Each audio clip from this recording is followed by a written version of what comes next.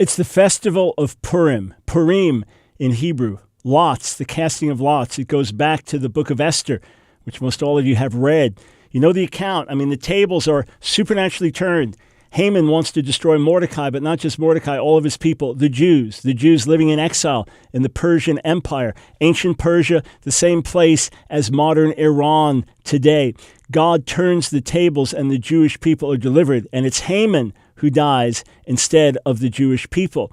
Every year since then, as Purim has been celebrated for almost 2,500 years now, every year since then, there is that annual commemoration saying, hey, we still need deliverance from our enemies. It's a time of celebration. It's a time even of Jewish defiant faith, saying God will deliver us. Now, here are some fascinating things about the book of Esther. It's the only book of the Bible not attested in the library from Qumran, the Dead Sea Scrolls. So we have manuscripts, even small amounts of certain texts from different biblical books that are attested in Qumran, in the Dead Sea Scrolls. Every book except Esther. Fascinating stroke of history. Here's another thing that's interesting. The name of God or reference to God is found nowhere in the book of Esther, and yet you sense he is always at work. So it is a perfect example for us of the invisible God working in a way that we don't see. There's not even a reference to prayer to God in the book, just fasting, which is obviously implying a spiritual act there. But God is at work, even unseen. Right now, all over the world, right now in the midst of presidential elections in America, God is at work. But what is he doing? It's often hidden and behind the scenes. The book of Esther reminds us of that. It's interesting that Judaism, traditional Judaism, has developed a name for God, Hamakom, which is literally the place.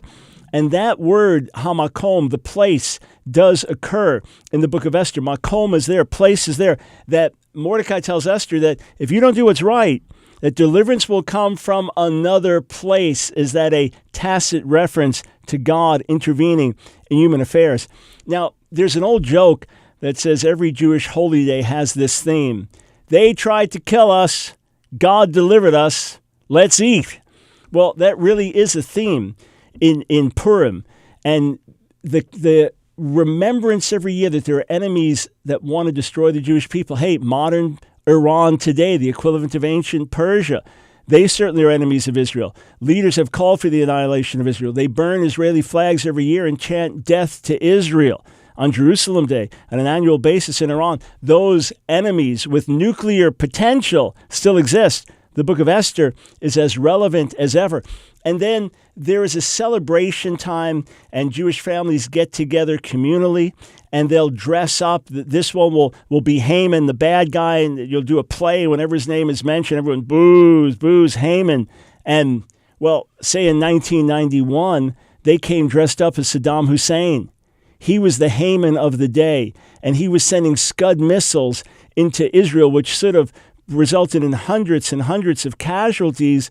Instead, almost no one died as a result of it. And then when does the Gulf War suddenly end? It's Purim. Wow, look at that. And then there's a tradition that goes back to Lubavitcher Hasidim, ultra-Orthodox Hasidic Jews based in Brooklyn, that their grand rabbi was teaching, and it was Purim. And in the midst of a long teaching, he got into an odd story, and everyone was chanting hurrah for this Russian guy. But this Jewish guy, he didn't want to say it, but when he said the words hoorah, hoorah, in Hebrew, instead of hurrah, it was hoorah, which is, he is evil. Well, they didn't know why in the world he told the story, but then they find out afterwards that of course, it's Purim. And right at that time, Joseph Stalin has a stroke, and he ends up dying not long after that. And of course, it was that stroke that stopped him from carrying out another murderous plot against the Jews. Just part of the legend and tradition that ties in with this day. And here's one last thing that you might not be aware of. Well, we have Esther's Hebrew name, Hadassah, but she is given a pagan name, Esther, in the book. And Mordecai, he has a pagan name. If you've ever seen Marduk in the Bible, a Babylonian god, he has a pagan name. Living in exile, even in this world, even given pagan names, we can still live out the purposes of God. We can still stand as witnesses.